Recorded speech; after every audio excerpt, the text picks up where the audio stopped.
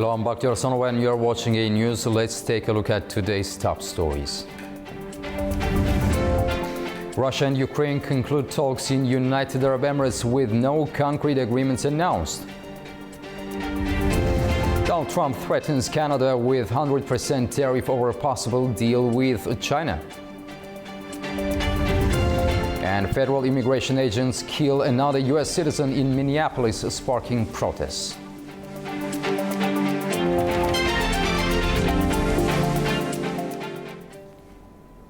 The first direct talks involving Russia, Ukraine and the United States since the start of the war have taken place in Abu Dhabi, raising cautious expectations of renewed diplomacy.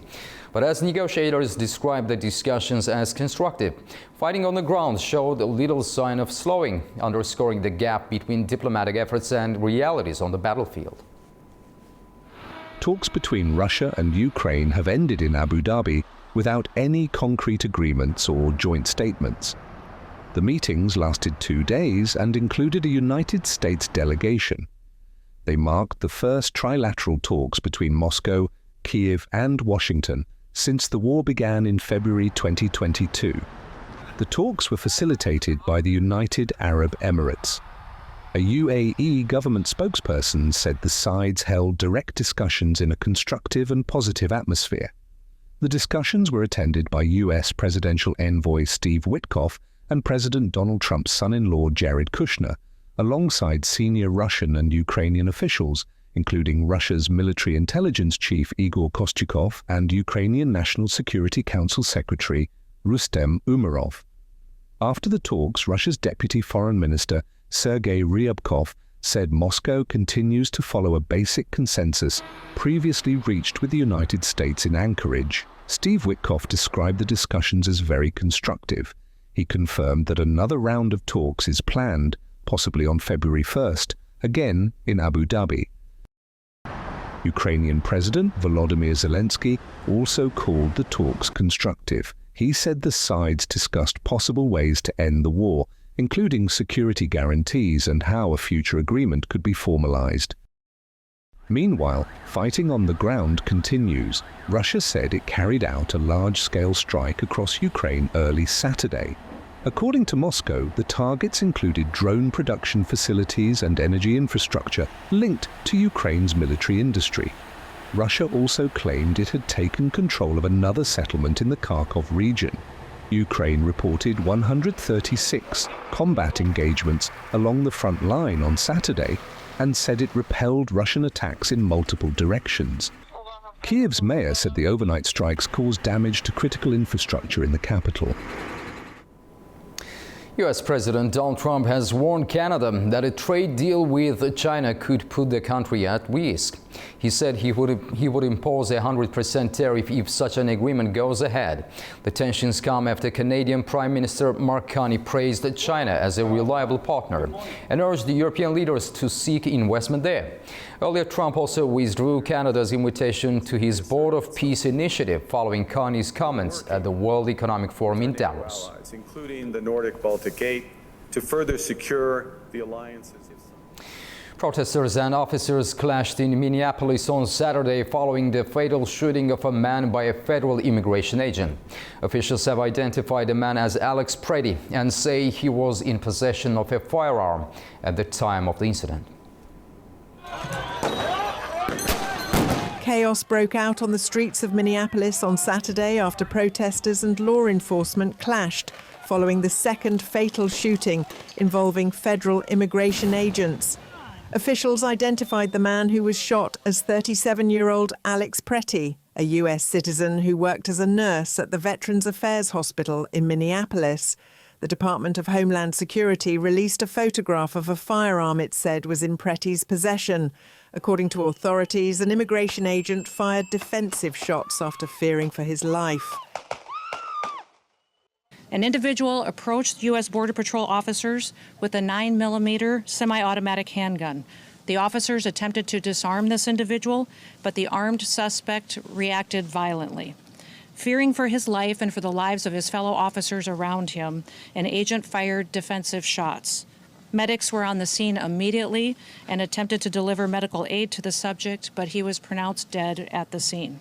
Witnesses, however, described a different account, saying Pretty was already lying on the ground when the shooting occurred. Well, he was walking and stuff, and then the ICE just jumped out of nowhere and just started tackling and tussling with him. He was just walking, and they just surrounded, and he slipped on the ice, and they started tussling with him. And then they hit him in the head with a canister, and then he started tussling with them, and then they shot him. They just killed him right there. He was unarmed. He was just walking. He didn't have no gun or nothing and stuff, you know. He was just dead. Minnesota Governor Tim Walz said the state would lead the investigation into the incident. Walz, who accused federal officials of attempting to shape the narrative, urged U.S. President Donald Trump to recall federal agents from Minnesota. Well, as I said last week, this federal occupation of Minnesota long ago stopped being a matter of immigration enforcement. It's a campaign of organized brutality against the people of our state. And today that campaign claimed another life. I've seen the videos from several angles, and it's sickening. Donald Trump, I call on you once again, remove this force from Minnesota. They are sowing chaos and violence. We've seen deadly violence from federal agents again and again and again.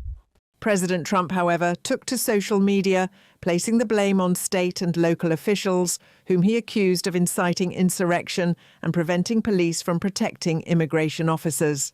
A candlelight vigil was held later in the evening as mourners gathered to pay tribute to Pretty. Minneapolis has become a focal point of the Trump administration's immigration crackdown this month, with around 3,000 agents deployed. Much of the United States is facing widespread disruption as extreme winter weather tightens its grip across large parts of the country. Authorities warn that severe cold, heavy snow and ice are continuing to affect travel, power supplies and daily life, with conditions expected to persist into early next week. A powerful winter storm is sweeping across the United States, bringing severe disruption and dangerous cold. Driven by a surge of Arctic air from Canada, the storm began in the southern Rockies and is moving east towards the Atlantic coast.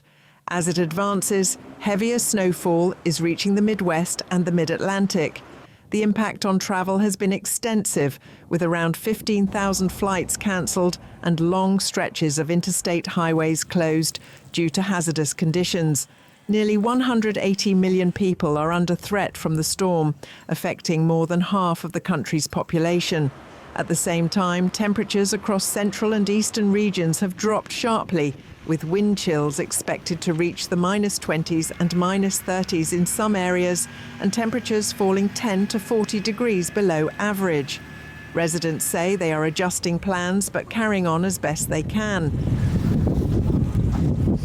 If nobody shows up after a while, we'll probably shut her down. I think it's supposed to get a lot colder later, so we're looking probably 4 or 5 o'clock. Might wrap it up and then just see how it is tomorrow. Power supplies have also been affected, with more than 200,000 outages reported along the storm's path. As long as it doesn't last for 4 or 5 days, I don't think it's really going to be an issue. Other than if the rain freezes, snapping power lines and stuff like that, which is a lot worse than the last time the grid went down, because that's harder to repair than just taking stress off. In response, President Donald Trump has approved emergency declarations for at least a dozen states, with further requests anticipated.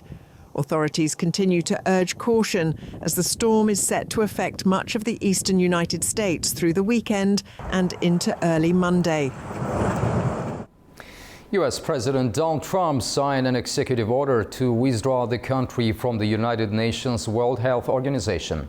Now, following the move, experts warn of consequences for developing nations. Following an executive order signed by U.S. President Donald Trump on Tuesday to withdraw the United States from the World Health Organization, experts have warned the move could reshape global health cooperation. The U.S. Department of Health and Human Services said the decision was taken due to the organization's alleged mishandling of the COVID-19 pandemic, an inability to reform, and political influence from member states. The United Nations has rejected those claims as untrue, warning that the move makes both the United States and the world less safe. Experts say the US withdrawal will have serious consequences for developing countries. The middle-income country, usually majority, they face the classic problem, nutrition, about stunting or poor nutrition, and also about the sanitation. And also the most big problem for middle-income countries is about the communicable disease, TB, malaria, HIV, and etc. So in terms of health system strengthening, they need support. The World Health Organization was established to protect global health, with the United States as its largest donor, contributing around 20% of the agency's budget. That funding supports programs in more than 150 countries, many of them developing nations that rely on the organization for vaccines, laboratory support, and emergency responses. Washington has not paid its fees for 2024 and 2025, which has already resulted in significant job losses at the organization. Although World Health Organization lawyers say the US is obliged to pay an estimated $278 million, Washington has said it sees no reason to do so. As new health threats emerge each year, experts warn that developing countries may become increasingly unprepared. NATO unity has come under renewed scrutiny after comments by US President Donald Trump sparked backlash from key allies. Britain's Prime Minister and Prince Harry have spoken out, highlighting the cost paid by NATO forces in Afghanistan. US President Donald Trump has drawn strong criticism from NATO allies after claiming they stayed a little back from the front lines during the war in Afghanistan. Speaking in an interview on Thursday, Trump questioned whether NATO members would come to the United States' defense if needed. We've never needed them. We have never really asked anything of them. You know, they'll say they sent some troops to Afghanistan or this or that. And they did. They stayed a little back, a little off the front lines. But we've been very good to Europe and to many other countries. Trump's remarks prompted a strong response from Britain. Prime Minister Keir Starmer described the comments as insulting and frankly appalling, saying British troops fought and died alongside Americans in defence of shared values. We have a very close relationship with the US, and that is important for our security, for our defence and our intelligence, and it's very important we maintain that relationship. But it is because of that relationship that we fought alongside the Americans for our values in Afghanistan. And it was in that context that people lost their lives or suffered terrible injuries, fighting for freedom, fighting with our allies for what we believe in. Prince Harry also weighed in on Friday, calling for the sacrifices of NATO troops to be spoken about truthfully and with respect. The Duke of Sussex, who was twice deployed to Afghanistan, said he formed lifelong friendships there and lost friends in the conflict. NATO's Mutual Defence Clause, Article 5, states that an attack on one member is considered an attack on all. It has been invoked only once after the September 11th attacks, when allies joined US forces in Afghanistan for nearly 2 decades. According to the US Department of Defense, around 2,460 American troops were killed in the conflict. NATO allies also suffered heavy losses, among the highest per capita death rates in the alliance. British officials said the president was wrong to diminish NATO's role. More than 150,000 British troops served in Afghanistan, making the UK the second largest contributor after the United States. Trump's latest comments come as tensions rise between the US and Europe over his push to buy Greenland. Several European leaders, including Denmark, warned such a move could threaten NATO. European Commission President Ursula von der Leyen has arrived in New Delhi, where she's pushing forward an India-EU trade deal. India and the European Union are expected to announce the conclusion of long-running talks on a free trade agreement, lowering tariffs on European cars and wine and opening up markets for Indian goods. The two sides are also set to sign a security and defense pact, along with a mobility agreement for skilled workers and students. The announcement could come after meetings between Indian Prime Minister Narendra Modi, European officials during the India-EU summit from January 25th to 28th. Myanmar opened polling stations for the final round of a general election in the war-torn country, with a military-backed party set to win, and the junta chief expected to take on a political role after the widely criticized election on Sunday. Voters in 60 townships will cast their ballots, including in the major cities of Yangon and Mandalay, amid a civil war triggered by a coup that brought the military to power. Although the United Nations, some Western governments and riot groups have derided the polls as a sham exercise to perpetuate the military's hold, the ruling junta has vowed it will transfer power to a new government, likely in April. The previous two phases of election, held on 28th of December and 11th of January, have been marked by low voter turnout of around 55%, well below the turnout of about 70% recorded in Myanmar's 2020 and 2015 general elections.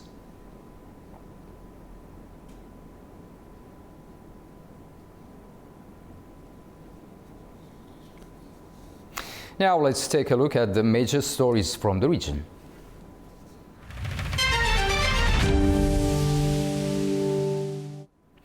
U.S. President Donald Trump says Vice President J.D. Vance will visit Azerbaijan and Armenia in February as part of Washington's push to support regional peace. He announced the visit on his Truth Social account. Trump praised the leaders in both countries for maintaining a peace agreement signed last August. U.S. leaders said the trip will focus on expanding strategic ties, including nuclear cooperation with Armenia and defense and technology deals with Azerbaijan.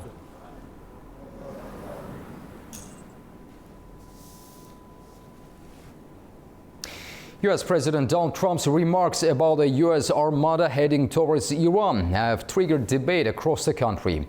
While some Iranians see the comments as psychological pressure, others view them as a real military threat. US President Donald Trump's comments about an armada heading towards Iran have sparked debate among people in the country. On Thursday, the US leader said his country had an armada moving towards Iran. After the remarks, some Iranians said they believe Trump is once again using psychological warfare against Tehran. Some of Trump's actions and threat is a psychological warfare.